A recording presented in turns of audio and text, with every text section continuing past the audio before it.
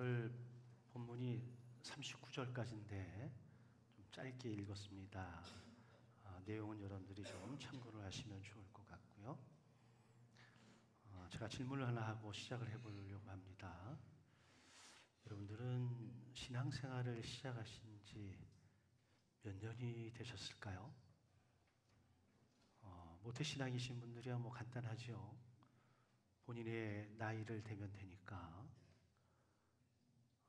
제가 이렇게 보니까 한 7, 80%는 그래도 꽤 오랜 시간 신앙생활을 하신 분들로 보여지는데요. 노만 빈세트 필 박사가 이런 얘기를 했습니다. 하루에 1시간씩 1년을 투자하면 그게 무엇이든지 그것을 가르칠 수 있는 실력이 쌓여진대요.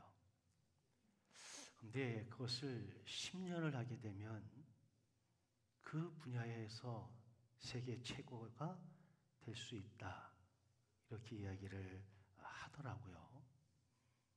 그래서 제가 대학 1학년 때 이 글을 접하고 그때부터 꾼 꿈이 있었습니다.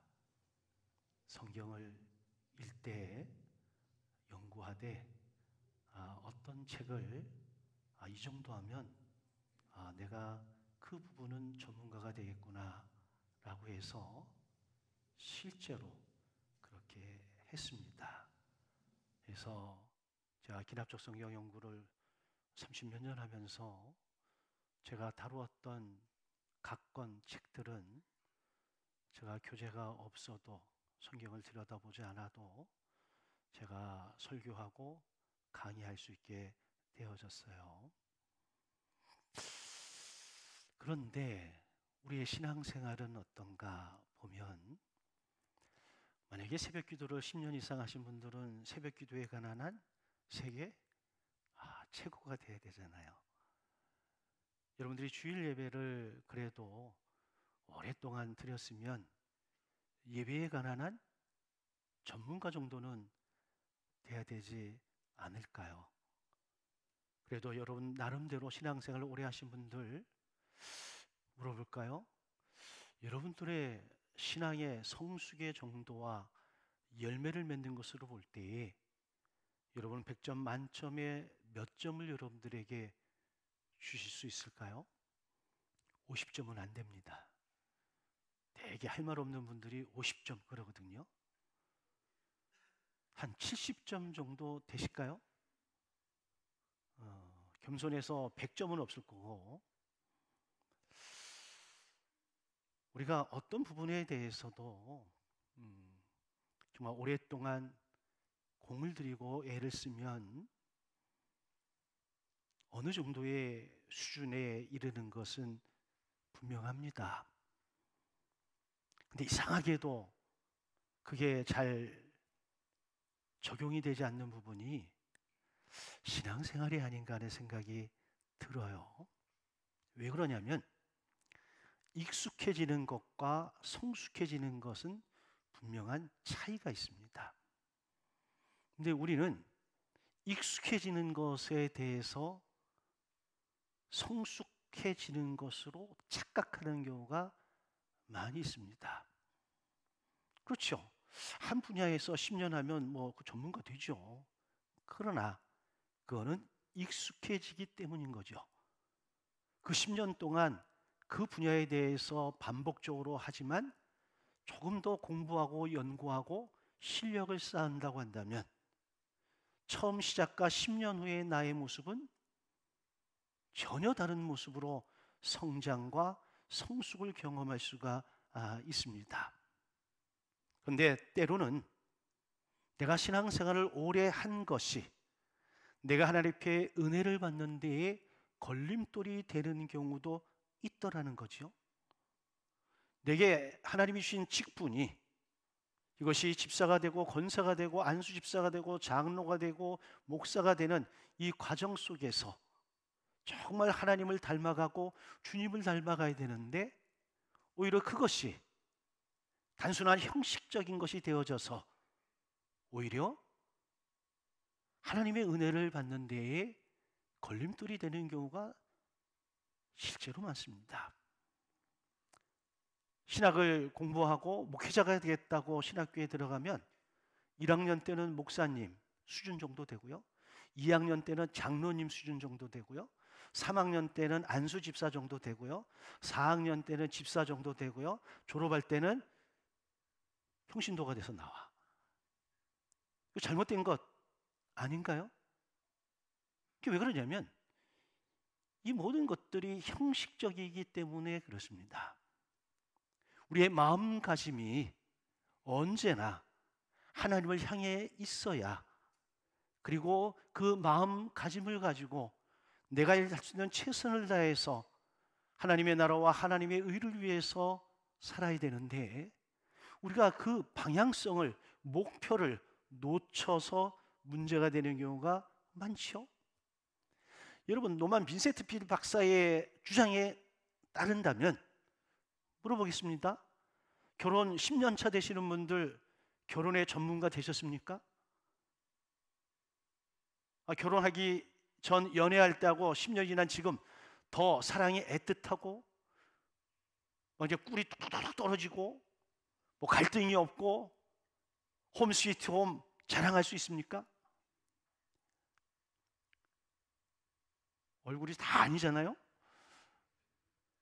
10년을 살아도 20년을 살아도 30년을 살아도 이심전심 뭐 되는 부분도 있긴 있겠습니다만은 갈등이 없을 수는 없는 것 아닙니까? 아니, 왜 요즘 들어서 항원이혼이 늘어나는 걸까요? 그냥 산 거죠. 그냥 산 거야. 제가 어제도 주례를 잠깐 하면서 제가 지식에 대한 얘기를 했습니다. 부부가 더 아름답고 건강한 부부로서의 삶을 살려면 서로에 대한 지식이 쌓여가야 된다고 하는 거죠. 그래서 나태주 시인의 시를 잠깐 소개를 했죠. 예? 자꾸만 봐야 예쁘대. 예? 반복해서 보고 또 보면 예쁘대. 그러면서 뭐라는지 알아요? 오래 보면 아름답대. 자, 부부로 오래 보셨는데 아름답습니까? 아멘. 무슨 얘기일까요? 어떤 사람은 알면 알수록 진국이 있는 거잖아요. 어떤 사람은 알면 참 예쁜 구석이 있는 거잖아요. 제가 언젠가 그랬죠? 어느 날 제가 여러분을 보는데 모든 분들이 다 이뻐. 제가 시력이 안 좋아서? 아닌 거죠. 어느 순간에 하나님께서 저에게 주시는 마음이 있었는데 그 마음으로 여러분들을 보니까 안 예쁘고 안 아름다운 분이 한 분도 안 계신 거예요. 아주 오래전, 벌써 20년이 넘은 그 어느 날에 제가 알파 주말 수영에 가서 어떤 분의 발을 씻기는 세족을 했습니다. 그 세족을 하다가 제가 눈물이 터져버렸어요. 왜? 그분의 발에 그분의 인생이 담겨 있더라고. 그분의 발을 만지고 닦아주고 하는 순간에 그분의 삶의 여정이 제 마음속에 와 들어와서 제가 엉엉 울면서 그분의 발을 씻겼던 기억이 지금도 있거든요. 그렇다면 우리의 신앙은 어떠냐라고 하는 겁니다.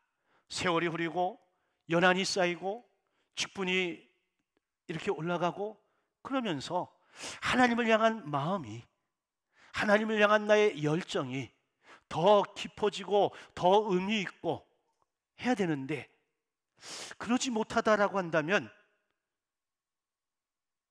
이건 돌이켜 생각해 볼 필요가 있지 않을까요? 그 오랜 시절 하나님의 말씀을 들었고 하나님의 말씀을 읽었고 신앙생활을 했는데 여전히 성장하지 않는 이유는 어디에 있을까? 지금까지 은혜 받았다라고 하는 그런 표현과 그런 간증을 한 번도 할 수 없었다라고 한다면 왜 이런 일들이 일어나는 걸까? 오늘 본문 말씀 속에서 그 답을 잠깐 찾아본다면, 여러분, 이스라엘 백성들이 자원해서 하나님의 말씀을 듣기를 원했습니다. 회의를 한 게 아니에요. 투표를 한 게 아니에요. 하나님이 주시는 마음을 따라서 자신들이 열심으로 생명을 걸고 성벽을 건축하는 이 52일의 가정 속에서 그들은 하나님의 마음을 조금씩 읽었던 거예요. 하나님이 역사하시고 하나님이 일하시고 하나님이 우리와 함께 하신다는, 그래서 정말 하나님이 말씀을 통해 우리에게 뭘 원하시는지 알고 싶어서 모두가 자원해서 율법책을 낭독해 달라고 요청을 했고, 이 율법책을 읽어 듣는 순간 그들의 마음이 뜨거워져서 회개하고 자복하고 아멘하고 찬양하고 이런 일들이 영적 부흥을 경험했다라고 하는 겁니다. 이 열정과 이 부흥의 씨앗을 가지고 다시 한번 성회를 열고 하나님을 기억하고 하나님을 찬양하면서 이들은 결단을 했습니다. 그래서 10장 1절에서 28절까지의 기록이 있고, 그러고 난 다음에 오늘 읽은 본문 말씀 속에 그들이 언약한 약속이 담겨져 있는 겁니다.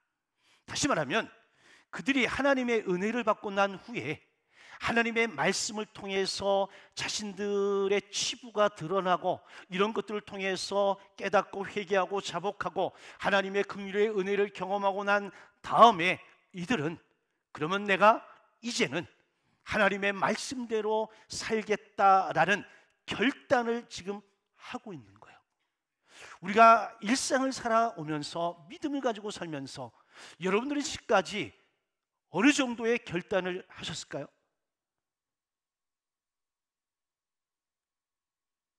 결단이라고 하는 것은 굉장히 중요합니다. 근데 이 결단이 정말 하나님이 내게 주시는 은혜와 마음을 통해서 내가 내린 결단이라고 한다면 이 결단을 통해서 우리가 조금은 새롭고 조금은 성숙한 믿음의 삶을 살아갈 수 있는 거거든요. 자, 이들이 몇 가지 결단을 했는데 그중에 제가 오늘은 두 가지를 보는데, 첫째는 안식일을 거룩히 지키겠다라고 결단을 했어요. 31절 말씀에 보게 되면 혹시 이 땅 백성이 안식일에 물품이나 곡물을 가져다가 팔려 할지라도 우리가 안식일이나 성일에는 그들에게서 사지 않겠노라고 했습니다.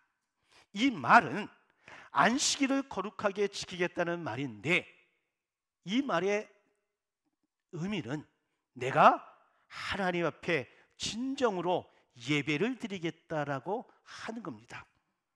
여러분, 신앙을 가지고 살아가는 사람들이 뭔가를 결단할 때 제일 눈에 띄는 것이 바로 예배입니다.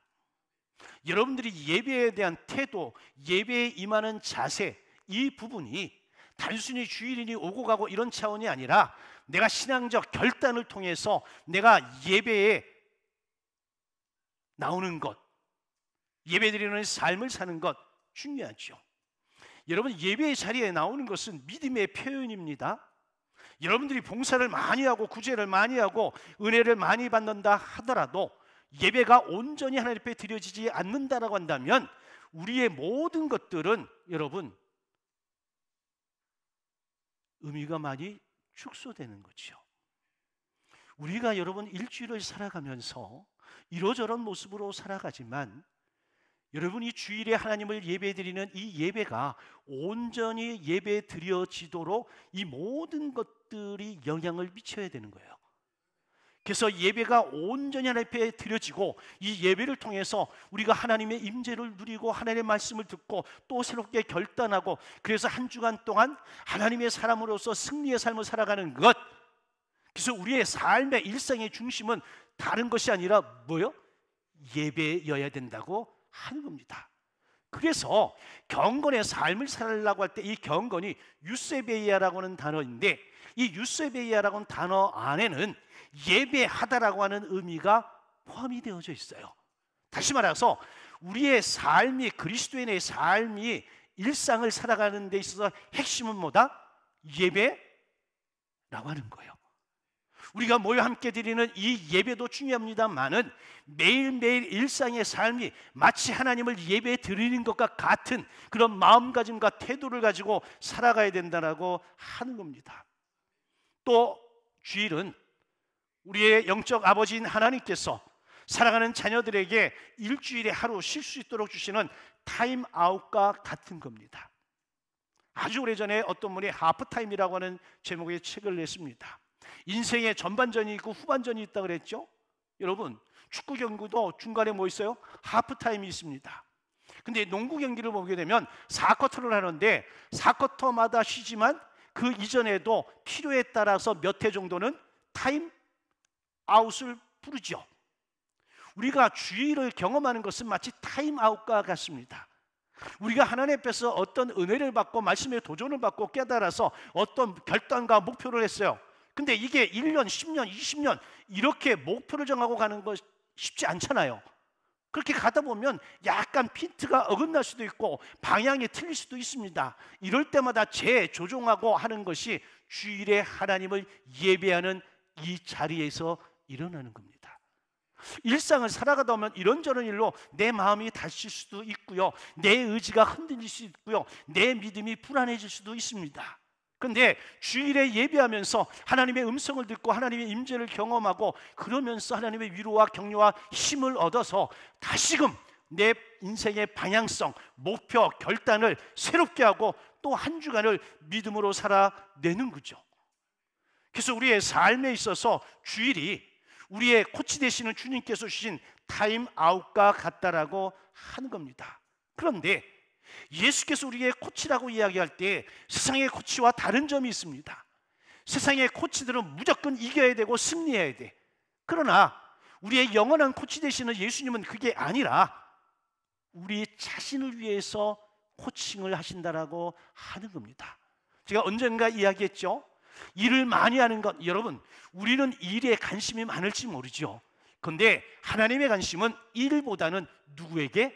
나 자신에게 훨씬 더 관심이 많으시다라고 하는 겁니다. 일은 더뎌도 돼요. 하나님은 얼마든지 그 일을 하실 수 있어. 그런데 그 일을 통해서 하나님은 나를 보시는 거예요. 내가 하나님 앞에 더욱더 가까워지기를, 하나님과의 관계가 친밀해지기를, 그래서 하나님의 마음을 읽고 그 마음을 따라 일상을 살아가도록 하시는 것, 그래서 거기에서 영적인 기쁨을 누리고 만끽하고 그러면서 정말 영적 충만한 삶을 살아가기를 원하시는 우리의 영적 코치 예수께서 우리에게 원하시는 거라고 하는 겁니다. 아주 오래전에 나무를 옮겨 심은 적이 있었습니다. 물을 많이 주고 옮겼어.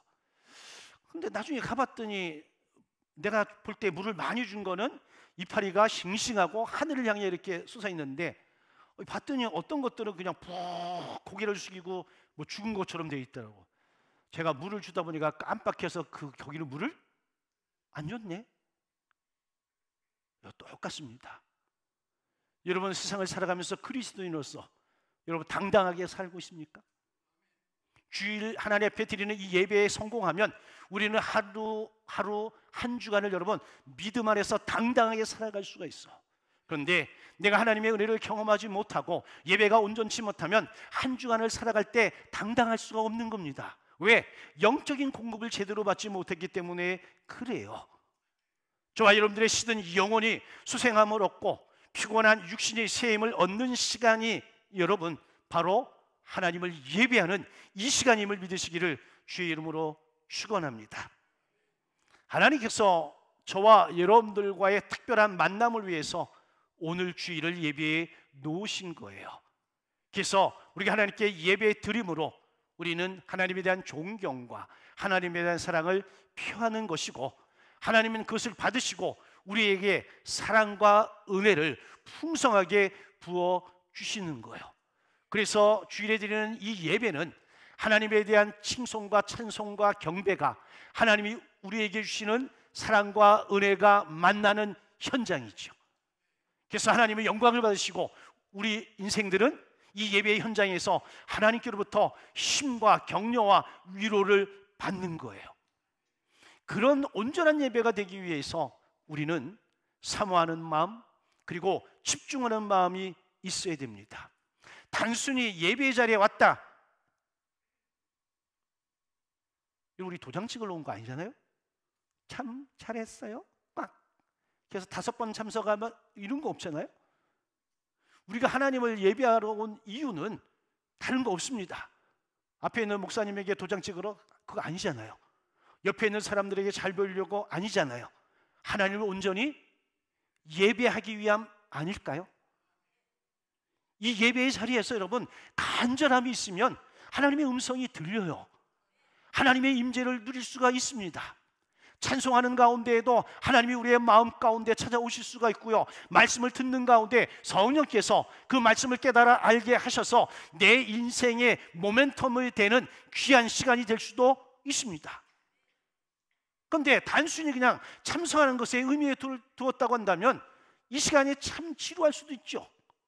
아니면 어떤 분들은 그냥 아이 목사님이 뭐 그냥 좋은 말 하시네 뭐 이렇게. 어떤 분이 전도하는데 그러더라고. 우리 목사님이 책을 많이 읽으셔서 앉아만 있어도 책 몇 권 읽는 거하고 똑같아. 뭐 전도는 그렇게 할 수 있죠. 하지만 제대로 믿음을 가지고 살아가는 사람은 그렇게 해가지고는 안 되잖아요. 여러분, 오늘의 예배가 정말 하나님을 만나는 거룩한 예배가 되길 주의 이름으로 축원합니다. 우리는 여러분 취미생활에도 우리가 뭔가를 투자하죠. 취미생활 그냥 됩니까? 시간을 투자해야 되죠. 그리고 물질을 투자해야 되죠. 그리고 내 열심을 투자해야 되는 겁니다. 투자가 없으면 여러분 취미생활도 제대로 할 수가 없는 거거든요. 그렇다면 우리는 주일에 하나님을 만나기 위해서 과연 어떤 투자를 하고 있을까요? 일주일을 여러분 살아가면서 주일을 준비하는 마음가짐으로 살아간다고 한다면 여러분들은 많은 투자를 하셨어야 될 거야. 아마 오늘 여기에 오기 전까지도 많은 일들이 있었을 겁니다. 못 올 수 있는 이유도 있었을 겁니다. 그럼에도 불구하고 여러분들이 이 자리에 와서 하나님 앞에 예배하는 것은 이 예배가 우선적인 가치가 있음을 알고 있기 때문 아닌가요? 여기에 여러분 마음이 집중되어지는 거예요. 이걸 우리는 간절함이라고 표현을 하는 거죠. 성경은 분명히 이야기합니다. 심은 대로 거두는 거야. 예배 자리에서도 어떤 이는 은혜를 받고 어떤 이는 아무런 의미 없이 그냥 왔다 가시는 분들도 있어요. 뭐의 차이예요? 심은 것의 차이입니다. 내 마음에 간절함이 있어서 간절함으로 예배하면 여러분 이 예배 가운데 일어나는 모든 것들이 내게 은혜로 다가오고 모든 것이 내게 감사함으로 다가와. 근데 아무 의미 없이 앉아있으면 여기 여러분 주님이 직접 말씀하셔도 여러분 아무런 반응이 없고 냉담할 거예요. 여러분 이스라엘 백성들이 하나님 앞에 책망받았던 가장 큰 이유 가운데 하나는 여러분 냉담함이었습니다. 하나님의 말씀이 전해져도 냉담합니다. 하나님이 기적을 행하도 냉담합니다. 하나님의 임재가 있어도 냉담합니다. 여러분 이게 굉장히 무서운 거죠. 이 냉담함을 다른 말로 하면 매너리즘인데 이 정도 되어지면 여러분 그냥 고목나무요. 제가 얼마 전 어디 가서 설교를 했습니다. 설교를 했는데 그 교회 목사님이 저를 소개할 때에 고목나무에 샘물이 터지게 한 목사님이 오셨습니다. 귀 있는 자만 들을지어다. 여러분 우리는 얼마나 내 인생의 것들을 투자해서 오늘의 예배의 자리에 있을까요? 투자한다는 건 가치를 알기 때문이죠. 여러분들이 얼마나 투자했느냐에 따라서 여기에 이 예배의 자리가 그 가치를 인정해 주는 거죠. 저에게 있어서 예배는 하나님과 만나는 가장 귀한 시간이었습니다. 힘들고 어려운 시절 예배의 현장에 오기만 하면 그저 좋았고 그저 감사했고 하나님이 나를 아신다는 것만으로도 저는 만족한 인생을 살았습니다. 힘들고 고되고 너무 마음이 상해서 우울할 때 내 눈에 눈물을 닦아주시니도 예배에 임한 하나님이셨습니다. 내 무디어지고 내 연약한 영혼을 소성시켜 주시고 내 영혼을 만족시켜 주신 그 시간도 바로 하나님을 예배하는 예배의 시간이었습니다. 여러분 결단하십시오. 지금까지의 예배와 오늘 이 시간 이후에 여러분들의 예배가, 마음의 가짐이, 집중의 정도가, 투자의 정도가 훨씬 더 달라진, 그래서 성숙하고 온전한 예배자가 되길 주님의 이름으로 간절히 축원합니다. 또 다른 하나는 하나님께 11조를 드릴 것을 결단을 했습니다. 예수님께서 복음서에서 37가지의 비유를 말씀하셨는데 그 중에 17가지가 재물과 관련되어져 있는 비유입니다. 그러니 약 반이 조금 덜 되는 정도의 분량을 통해서 재물에 관해 말씀을 하셨습니다.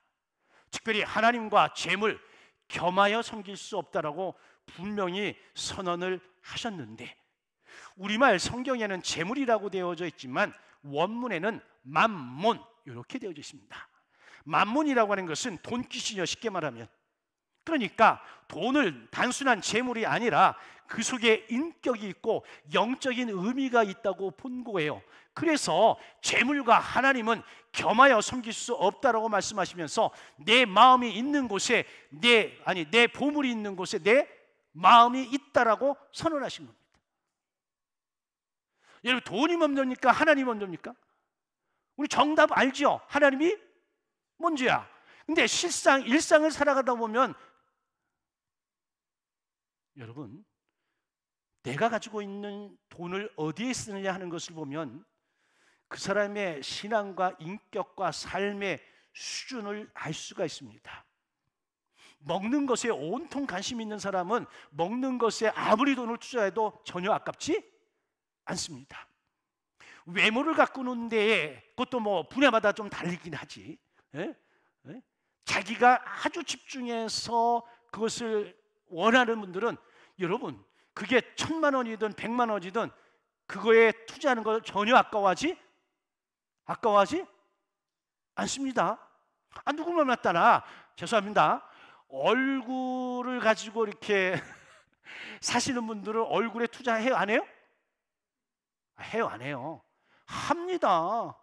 여러분, 발로 먹고 사시는 분들은 발에 투자해요, 안 해요? 엄청 투자해. 오른손목 하나 가지고 여러분 인생을 살아가시는 분들은 이거 하나에 보험 들고 여기에 얼마나 투자를 하는데, 왜?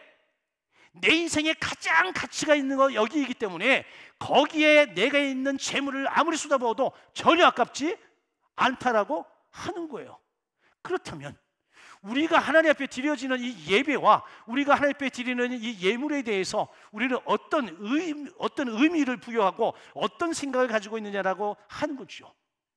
여러분, 돈 버는 것은 재주만 있으면 가능해. 그러나 돈을 사용하는 것은 재주 가지고는 안 됩니다. 인격이 있어야 돼. 돈을 버는 것은 예수 믿는 사람이나 믿지 않는 사람이나 거의 비슷비슷해요. 그런데 돈을 사용함에 있어서는 달라요.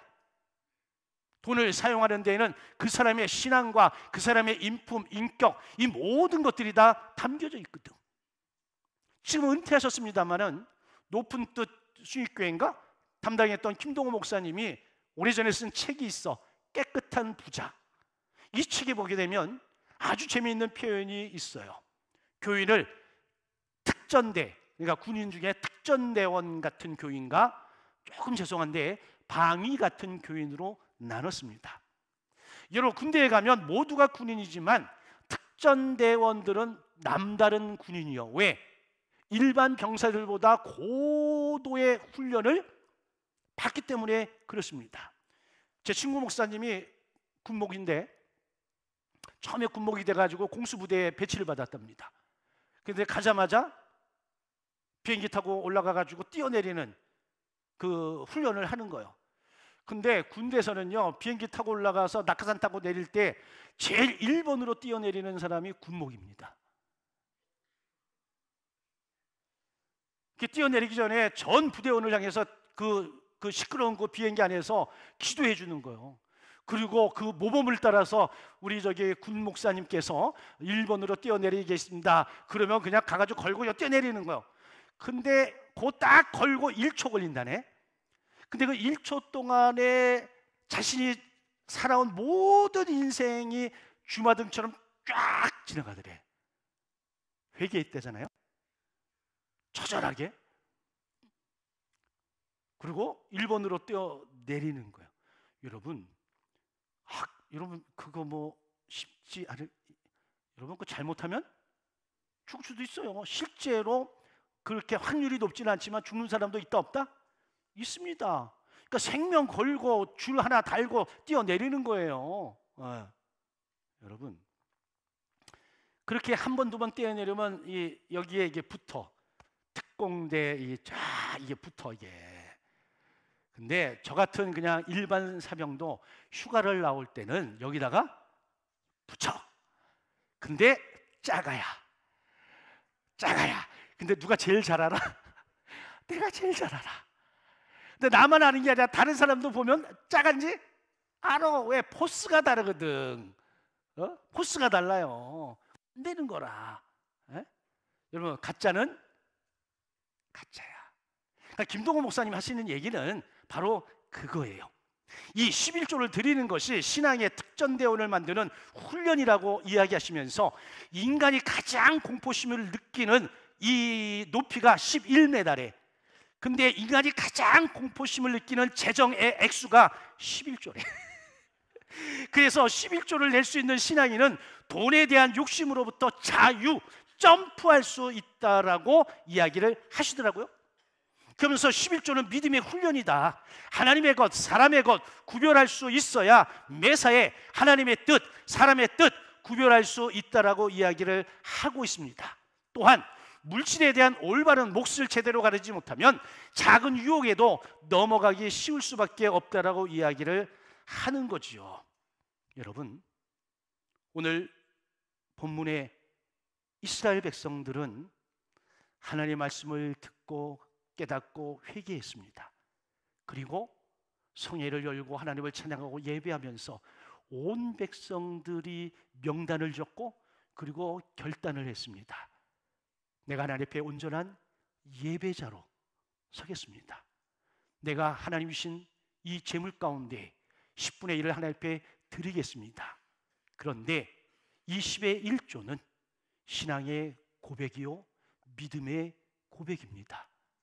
나의 주 나의 하나님이 나의 주인이심을, 내게 주신 모든 것들이 하나님의 것임을 인정하고 고백하는 게 11조라는 거죠. 그런 의미에서 여러분, 하나님 앞에 결단할 수 있는 은혜가 있기를 주의 이름으로 간절히 축원합니다. 근데 어떤 분들은 그럽니다. 11조 가지고 논쟁을 부리는 분들이 있어요. 여러분, 우리가 믿음을 가지고 살아가면서 괜히 뭐 이것저것 논쟁하는 것은 쉽게 말하면 나는 그거 하기 싫어 이거요. 저는 지금까지 살면서 한 번도 그거 갖고 논쟁해 본 적이 없어. 왜? 그거는 내 믿음이요. 어떤 분이 그러대. 우리 교회는 아니고요. 예전에 제가 청주에서 그 기독 실업인들 성경 가르칠 때 어떤 분이 저한테 그래요. 목사님, 제가 교직에서 평생을 있다가 은퇴했는데 연금을 받는데 연금 11조를 해야 합니까? 이렇게 물어보대. 그래서 제가 그랬지. 성경에는 안 나와 있는데 믿음대로 하시죠? 근데 그게 그날의 주제가 돼버렸어. 논쟁이 붙었어. 논쟁이 붙었는데 결론이 날까요, 안 날까요? 안 나죠. 그래서 결국은 뭐라 그랬냐? 믿음대로 하십시오. 저도 오늘 결론으로 말합니다. 믿음대로 하십시오. 아멘. 자, 정리합니다. 자, 이스라엘 백성들이 말씀을 듣고 결단을 했어요. 그랬더니 자신들의 삶에 변화가 찾아왔습니다.